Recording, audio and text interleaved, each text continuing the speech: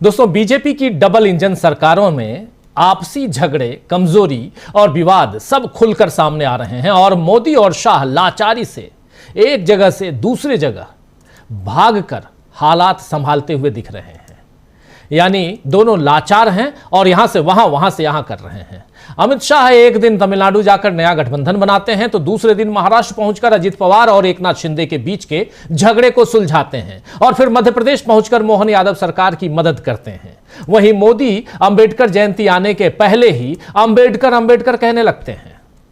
और अमित शाह आप क्या करेंगे? जब मोदी जी ही अंबेडकर अंबेडकर अंबेडकर अंबेडकर करेंगे तो अमित शाह क्या कहेंगे? खैर, आज पूरे देश में जगह जगह भाजपाइयों ने अंबेडकर जयंती के पहले कहीं मूर्ति पर माल्यार्पण किया तो कहीं मैराथन करवाई। कहीं कल अंबेडकर जयंती पर मोदी पहले से सोशल मीडिया पर ऐलान कर रहे हैं कि अंबेडकर जयंती पर कल का दिन हरियाणा की विकास यात्रा को समर्पित रहेगा। यह नरेंद्र मोदी ऐलान कर रहे हैं। माननीय मोदी जी, आप देश के प्रधानमंत्री हैं तो आपका हर दिन पूरे देश के विकास के लिए समर्पित होगा और होना भी चाहिए। ऐसा नहीं है तभी तो आपको ऐलान करना पड़ रहा है, क्योंकि आप ऐसा कर नहीं रहे हैं। वैसे भी अंबेडकर जी ने संविधान बनाया था तो प्रधानमंत्री के कर्तव्यों में यह नहीं लिखा था कि प्रधानमंत्री मेरी जयंती पर इस किस्म का प्रहसन करेंगे, बल्कि उनका संविधान तो हर वक्त जनहित और देश हित के लिए काम करने की प्रेरणा देता है। अगर मोदी इस संविधान को मानकर सरकार चला रहे होते तो ना उन्हें इस तरह ट्वीट करने की जरूरत पड़ती और न ही आज देश में जो हालात बने हैं वो बने होते। आप जानते हैं कि इस समय किस तरह वक्फ संशोधन विधेयक यानी जो कानून बन चुका है उसके खिलाफ विरोध हो रहा है देश भर में, जिसमें पश्चिम बंगाल, त्रिपुरा जैसे राज्यों में हिंसा भी हो गई है। मगर स्थिति सुधारने यानी हालात सुधारने की जगह बीजेपी ब्लेम गेम में लग गई है। उसे किसी न किसी तरह कांग्रेस या टीएमसी जैसे दलों को कोसना है। मगर अब इन दोनों दलों ने मुसलमानों के नाम पर, मुसलमानों के खिलाफ, मुसलमानों के लिए कभी हमदर्द बन के और कभी गाली दे के, हमदर्दी के पीछे भी गाली ही छुपी हुई है। इस एक्ट को दुर्भाग्य के साथ, दुर्भावना के साथ, दुर्भावनापूर्ण एक्ट है ये अमेंडमेंट है। ये सोसाइटी के लिए, कम्युनिटी के लिए या मुल्क के लिए, मान लो सोसाइटी के लिए, मुसलमानों के लिए खराब होता, मुल्क के लिए अच्छा होता तो भी हमारे सर आंखों पे हो सकता था। हाँ ठीक है, थोड़ा तकलीफ होगी, बर्दाश्त कर लेंगे, कोई बात नहीं, देश का भला हो जाए। न देश के लिए, न कॉमन सोसाइटी के लिए, इंडियंस के लिए, और न ही मुसलमानों के लिए, किसी के लिए ये कानून सही नहीं है और इस तरह के अमेंडमेंट सही नहीं है। स्ट्रेंथन करने की बात करते हैं तो एक छोटी सी चीज थी कि कब्जा करने वाले के खिलाफ, जैसे कहते हैं ये कब्जा कर रखा, हम लोगों ने भी कब्जा कर रखा, कब्जा करने वाले के खिलाफ क्रिमिनल केस बनेगा। आपने इस अमेंडमेंट में उस क्रिमिनल होने को, क्रिमिनलिटी को खत्म कर दिया। तो कैसे फायदा पहुंचाया आपने? आप तो कब्जा करने वालों को फायदा पहुंचा रहे हैं, बिल्डरों को फायदा पहुंचाना चाह रहे हैं कि जो प्राइम लोकेशन की लैंड्स हैं वो बिल्डर्स को मिल जाए। तो आप जमीयत उलेमाए हिंद इसकी प्रेस कॉन्फ्रेंस और इसमें यह घोषणा में यह साफ कि हम इसका प्रोटेस्ट तो करेंगे लेकिन गांधीवादी तरीके के हिसाब से करेंगे। तो एक तरफ देखिए बीजेपी की पोल कैसे खुलती जा रही है, वहीं इस समय महाराष्ट्र में जो हालात बने हैं उनमें भी बीजेपी पर सवाल उठ रहे हैं। जिस तरह अमित शाह और एकनाथ शिंदे की बंद कमरे में आज मुलाकात हुई और बताया जा रहा है कि अजित पवार की शिकायत शिंदे ने की।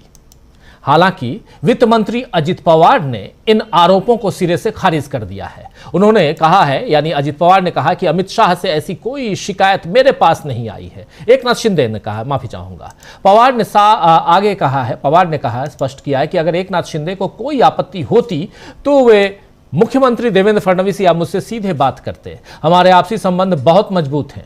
उन्होंने यह भी कहा है कि सभी को अटकलों के बजाय फैक्ट पर ध्यान देना चाहिए। वहीं संजय राउत ने महायुति में मचे घमासान पर तंज कसा है। संजय राउत ने कहा है कि ऐसा होना तय है, एक दिन कैबिनेट में दंगा होने वाला है, खून खराबा होने वाला है। महाराष्ट्र के पैसों को लेकर कैबिनेट में लड़ाई होगी, बस इंतजार कीजिए और देखिए। यह बात कही है संजय राउत ने, शिवसेना उद्धव गुट से राज्यसभा सांसद। इधर मध्य प्रदेश आइए तो मध्य प्रदेश में भी बीजेपी पर उंगलियां उठ रही हैं, क्योंकि इंदौर के बीजेपी विधायक के बेटे और उसके साथियों ने रात 1 बजे देवास के टेकरी माता मंदिर पहुंचकर उसे खुलवाने के लिए पुजारी के बेटे के साथ मारपीट की। रात के 1 बजे टेकरी माता मंदिर पहुंचकर और मंदिर खुलवाने के लिए पुजारी के बेटे के साथ मारपीट की थी। इस पर दिग्विजय सिंह ने आरोपियों पर कड़ी कार्रवाई करने की मांग की। इस घटना से सवाल उठ रहे हैं कि क्या बीजेपी इसी तरह हिंदू धर्म की रक्षा कर रही है, जहां मंदिर के नियमों को तोड़ा जा रहा है। तो बहुत कुछ है, चाहे आप वो महाराष्ट्र जाइए या आप तमिलनाडु दक्षिण जाइए, आप चाहे बिहार में रहिए या आप उत्तर प्रदेश में रहिए, आप चाहे नागपुर हेडक्वार्टर चले जाइए या आप मध्य प्रदेश जाइए, महाराष्ट्र, हर जगह। और इन सब के बीच वक्फ संशोधन बिल और उसको लेकर माहौल जो है वो धीरे धीरे गर्मा रहा है। शायद सरकार को यह समझ में नहीं आ रहा है। उससे पहले अंबेडकर जयंती की पूर्व संध्या पर नरेंद्र मोदी को यह अपील करने की जरूरत क्यों पड़ रही है कि कल मेरा पूरा का पूरा दिन हरियाणा के लोगों के लिए समर्पित होगा। बीजेपी को बीजेपी के ही लोग फंसा रहे हैं, और यह बात इसलिए कह रहा हूं क्योंकि इनके जो गठबंधन के लोग हैं, चाहे वो बिहार में देखिए नीतीश कुमार को कौन फंसा रहा है, या नीतीश कुमार को क्यों कहा जा रहा है कि उनको डिप्टी प्राइम मिनिस्टर बन जाना चाहिए। नीतीश बाबू अगर चाहते तो कब के डिप्टी प्राइम मिनिस्टर का पद स्वीकार कर लेते। चाहते तो इंडिया गठबंधन में रहते और खुले तौर पे कहलवा देते कि मैं ही प्रधानमंत्री या डिप्टी प्रधानमंत्री बनूंगा। लेकिन क्या कोई साजिश रची जा रही है? कल भी थोड़ी सी चर्चा हमने की थी नीतीश बाबू पे, तो आज भी उस पर चर्चा करेंगे। और साथ साथ अपने ही कैसे दिखा रहे हैं बीजेपी को, नरेंद्र मोदी को आंख, और कैसे यहां परेशानी में, वक्फ बिल के बाद परेशानी में फंस रही है भाजपा। ये सब हम बातें करेंगे इस चर्चा में। आइए, हमारे साथ कुछ वरिष्ठ साथी जुड़े हुए हैं, पहले उन सबसे आपका परिचय करवाता हूं। जरा स्क्रीन पर ले आइए हमारे उन तमाम साथियों को, बहुत महत्वपूर्ण है जानना। और इन सबके बीच उधर एक बात और, कल हम लोग मायावती जी की चर्चा कर रहे थे। मायावती ने अपने भतीजे को बाहर कर दिया था, बिल्कुल पार्टी से बेदखल कर दिया था। उन्होंने आज खुले तौर पर एक नहीं बल्कि 3 ट्वीट कर उन्होंने माफ़ी मांग ली है अपनी बुआ जी से, यानी मायावती से, आकाश आनंद ने। वो भी समझेंगे कि वहाँ क्या राजनीति चल रही है। क्या मायावती भी कुछ खोज रही हैं, यानी वो भी बाएं दाएं देख रही हैं, या जिनके साथ हैं उन्हीं के साथ आगे बढ़ना चाहती हैं? पार्टी बचानी उनको भी है। बहुत कुछ हम चर्चा करेंगे। 5 हमारे वरिष्ठ साथी यहां जुड़े हुए हैं। जयशंकर जी हमारे साथ हैं। आज एक लंबे अंतराल के बाद